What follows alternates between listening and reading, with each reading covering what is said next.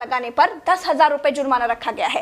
पूरा दिन सड़कों पर वसूली चल रही है। ठीक है, आपने अपनी तरफ से वसूली कार्यक्रम शुरू कर दिया है, लेकिन अस्पताल में बेड ना मिलने पर सरकार पर कितना जुर्माना होना चाहिए? वेंटिलेटर ना मिलने पर सरकार पर कितना जुर्माना होना चाहिए? कोरोना टेस्ट ना होने पर सरकार पर कितना जुर्माना होना चाहिए? शमशान में मुर्दा जलाने के लिए लकड़ियां ना होने पर सरकार पर कितना जुर्माना होना चाहिए? शमशानों में दिन दिन भर मुर्दा जलाने की वेटिंग के लिए सरकार पर कितना जुर्माना होना चाहिए?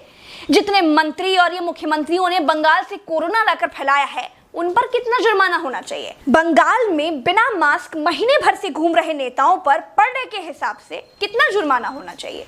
क्या सरकारों की कोई जवाबदेही बची है देश में? क्या सरकारों से सवाल पूछने वाला बचा है कोई देश में? क्या कोई पूछ सकता है कि 1 साल से देश कोरोना महामारी झेल रहा है, आपने पूरे देश में कितने नए हॉस्पिटल बनाए हैं? अगर नहीं बनाए तो क्यों नहीं बनाए हैं? क्या कोरोना आपदा में घिरे देश को 1000 करोड़ के नए संसद भवन की जरूरत थी? क्या देश को 300 करोड़ के नए बीजेपी दफ्तर की जरूरत थी? क्या देश को तत्काल 1100 करोड़ के राम मंदिर की आवश्यकता थी? मंदिर के लिए चंदा मांगा जा सकता है तो हॉस्पिटल बनाने के लिए भी सरकार चंदा मांग सकती थी, लेकिन अस्पताल बनाने की नियत नहीं थी। मूर्ति बनाने की नियत थी तो बना दी।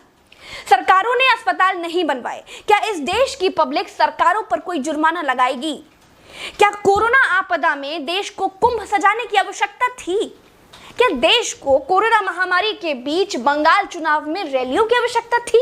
नहीं थी। देश को अस्पतालों की, डॉक्टरों की, कोरोना की दवाइयों की जरूरत थी। कुछ दवाइयां बनाई भी तो वाहवाही के चक्कर में विदेश भेज दी। आधे अधूरे टीकाकरण में देश अभी अटका हुआ है। और ये कैसा टीका बनाया है जिसे लगाने के बाद भी कोरोना हुआ जा रहा है? क्या कोई सवाल पूछेगा?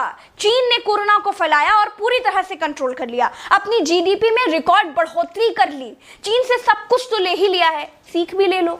देश में सब आत्ममुग्धता के शिकार हैं। सबको अपनी अपनी तारीफ चाहिए। कुछ ने तारीफ के लिए तो फौज पाल रखी है, और जिनका मन फौज से भी नहीं भरता है, उन्होंने तारीफ के लिए सूचना और जनसंपर्क विभाग बना दिए हैं।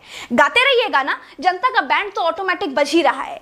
जिनके अगल बगल से कोरोना से लाशें नहीं उठी है ना, वो मेरी बात को नहीं समझ पाएंगे। जो कोरोना की पीड़ा से गुजरे हैं, जिन्होंने कोरोना से मरे हुए लोगों को शमशान में जलते देखा है, जिन्होंने कतार में लंबी लाशें देखी हैं, वो जान जाएंगे कि मैं क्या कह रही हूं और क्यों कह रही हूं। चलते हैं। राम राम, जय हिंद, दुआ सलाम।